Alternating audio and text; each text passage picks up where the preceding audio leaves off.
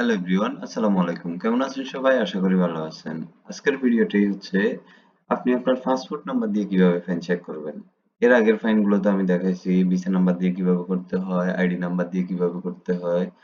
আজকের ভিডিওটি হচ্ছে আপনি আপনার পাসপোর্ট নাম্বার দিয়ে কিভাবে ফাইন চেক করবেন। তো সেটা চলুন শুরু করা যাক। তো আপনার প্রথমে চলে যেতে হবে কম্পিউটার অথবা মোবাইলের গুগল ক্রোমে যাওয়ার পরে আপনি এখানে সার্চ করবেন ফাইন্ড ইনকোয়ারি সার্ভিস। দেখেন এখানে আসছে ফাইন ইনকোয়ারি সার্ভিস।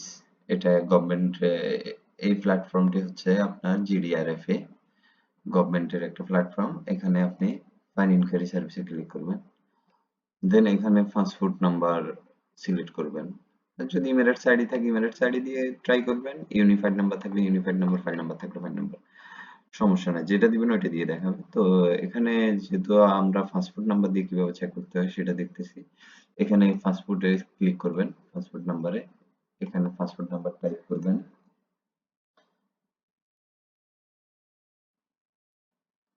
এখানে পাসপোর্ট নাম্বার টাইপ করবেন,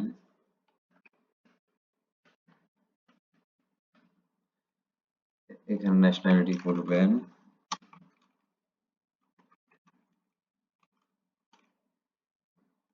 ন্যাশনালিটি সিলেক্ট করে দিবেন, দেন এখানে ডেট অফ বার্থ।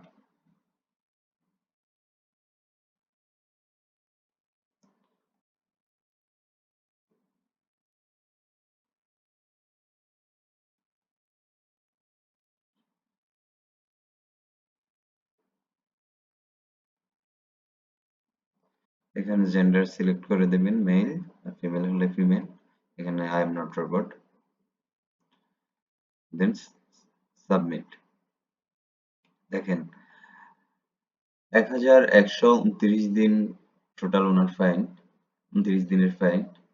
তো 1129 দিনের ফাইন কত টাকা আসছে দেখেন, ফাইন অ্যামাউন্ট এখানে 51,950 দিরহাম ফাইন আসছে ওনার।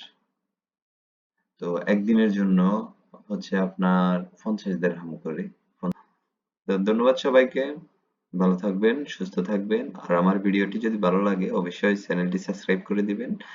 অবশ্যই আপনার গুরুত্বপূর্ণ মতামত আমার কমেন্ট বক্সে জানাবেন, আমি রিপ্লাই দিব ইনশাল্লাহ।